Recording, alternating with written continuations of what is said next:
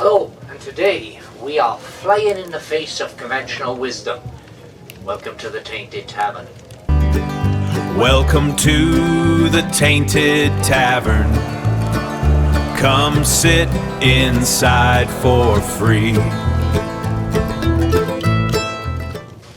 You know, I've been something of a music fan for a long time, for most of my life really.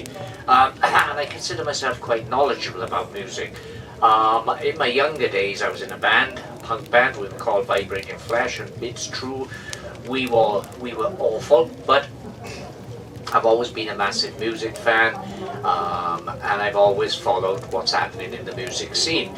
And every time magazines such as Mojo, Rolling Stone, Q, Uncut publish, and they do it from time to time, or at least the magazines that are still being published in this day and age, they do it from time to time. They publish 100 best albums ever, and usually I tick off the albums, and I've usually got most of that 100 best albums ever.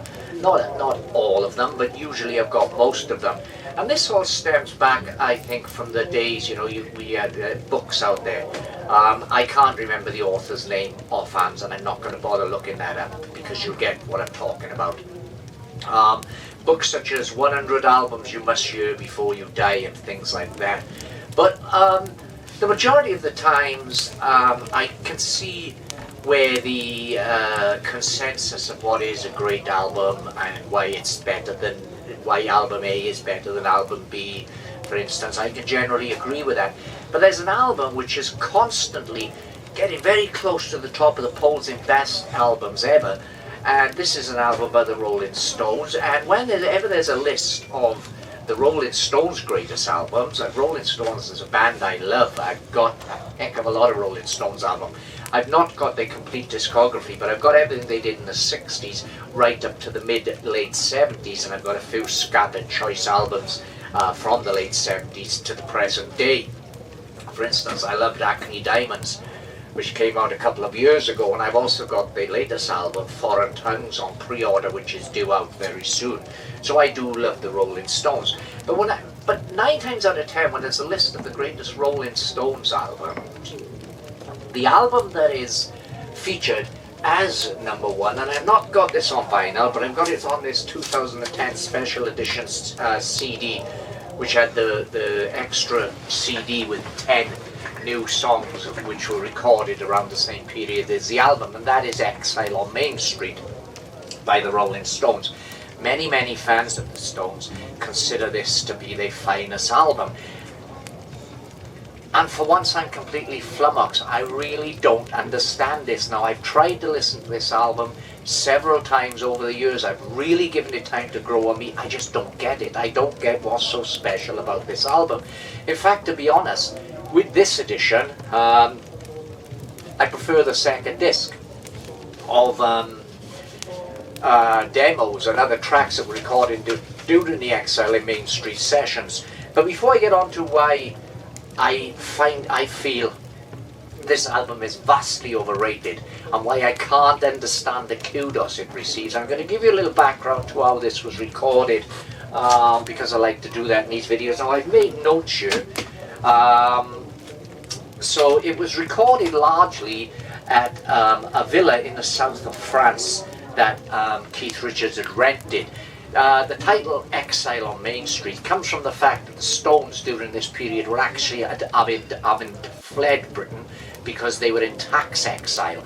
They just come out of a rotten management situation with Alan Klein. See, Paul McCartney was right about old Slippery Kleiny. And they discovered that none of their income tax had actually been paid for a number of years. At that period, they were facing a stupid 93% tax burden. It was just bananas, the tax burden at that time, and it looks like we're heading back to those days with the current government, but no politics, no politics. So they had to leave Britain. They had to stay away for a full year in order to the earnings that they made that year wouldn't be subject to United Kingdom tax, and they could pay off the tax bill. So the majority of this album was recorded in the basement, in the cellar area of this villa that Keith had rented in the south of France. Now, Keith Richards told everyone at the time, and he firmly believed it himself, that this villa had been a Nazi stronghold during the Second World War, but that wasn't true. The reason Keith thought that was down in the basement, where much of this album was recorded, there were flagstones set into the floor, and on these flagstones were ornamental swastikas. But I found out, I've done a bit of research in that, and the actual cast iron floor vents, which had the swastikas set into them, were actually original to the building, and these dated back to 1899, so they were nothing to do with the Second World War. And the swastika, before it was stolen by the Nazis for their image, was actually a widespread symbol of good luck. So it wasn't a Nazi stronghold, as Keith Richards told people. There is actually no record of this building being a Nazi stronghold during the Second World War, and as I say, that area of France wasn't under Nazi occupation anyway. It was ruled by the Vichy French, who basically were a French arm of the Germans. Now, the acoustics in the basement were terrible. It was a damp, it was hot, it was humid, and also the recording sessions themselves were absolutely no organisation at all. Keith was living to his own routine. He was sleeping, completely drugged up through most of the day, and then wanted to play with the band in the night. Jagger was preoccupied. Indeed, he left at one point to get married to Bianca. And I've written some details down there because the wedding itself is quite interesting. But yeah, Jagger married Bianca Perez Maria Macias, and Jagger hired sent his own private jet over to bring many of his celebrity guests to the wedding. That included Paul and Linda McCartney, Ringo Starr, Eric Clapton, Elton John, Ronnie Wood, who at that stage wasn't in the Rolling Stones, Brigitte Bardot. The wedding was as much chaos as the actual recording of Exile on Main Street. And over the years, there have been 3 people who have claimed to have been best man at that wedding. Keith was one of them, Keith Richards, or Keith as we call him. Bobby Case, the saxophonist, was another. And Roger Vadim, the film director, also claimed to be best man. No one seems to remember who was best man. It was at the chaos. Now, I'm not the only one who's confused with the love that this album gets. Now, Mick Jagger famously told Rolling Stone in an interview years later, and I'm quoting more or less verbatim what Jagger said. And Jagger said, "Exile is not one of my favourites. It has a particular feeling, true, but it has no great melody lines, and the mix is one of the worst. It sounds lousy. It's nowhere near as good as Sticky Fingers." And I would agree with Jagger there, although Keith doesn't. Keith seems to love Exile in Main Street. It's a long album. It's a big album.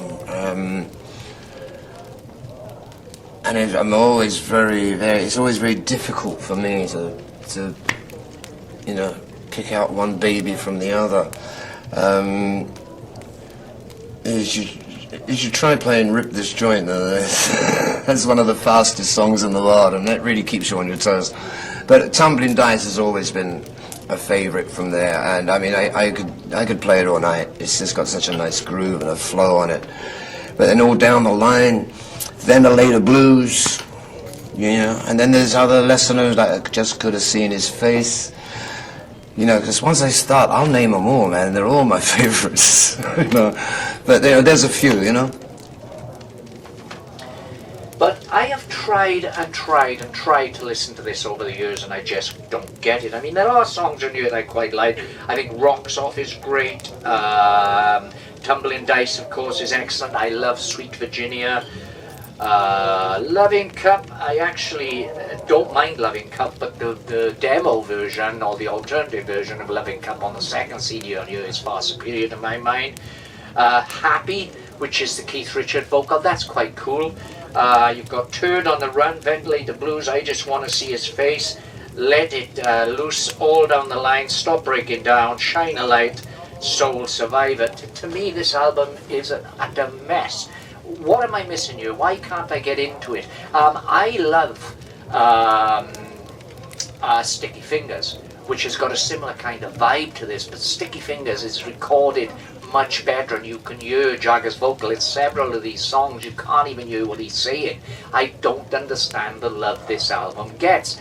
If you're a big fan of this album, and chances are if you're watching this video then you are, then tell me down in the comments what I'm missing. I'm willing to listen. I'm willing to listen to this again with fresh ears, although don't hold your breath, because I have done it several times over the year, because I said I've read so many polls where this has been voted not only one of the best albums ever made, but the best Rolling Stones album.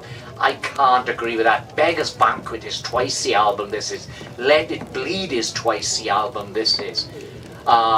Sticky Fingers, I feel, is a much better album than this. I really don't understand the love that this album gets, but that's not to say, that I'm right and everyone else is wrong, because it's subjective. You can't really be objective with music, it's very subjective. And I do appreciate the vibe that this album gets, the deep down dirty vibe.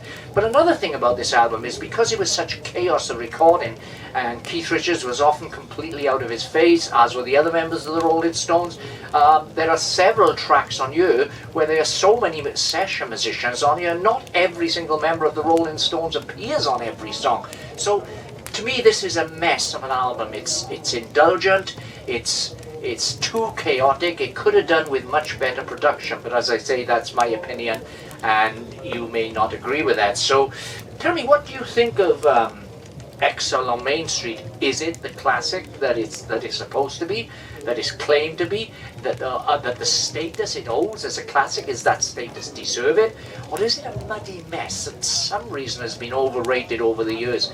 Let me know in the comments down below. Thanks for watching, and please, not too much hatred. As I say, we can't all love the same thing, and I will say that there's some really good stuff on this album. And I won't say it's rubbish, complete rubbish and trash, because as I say, it's subjective, and a lot of people clearly enjoy this album, so it can't be total trash. But to my ears and my mind, it's not that good an album. Anyway, thanks for watching. Please give this video a thumbs up, leave a comment below, and subscribe. It doesn't cost anything, and it does help the channel. So tell me, what do you think of Exile on Main Street? Come back soon.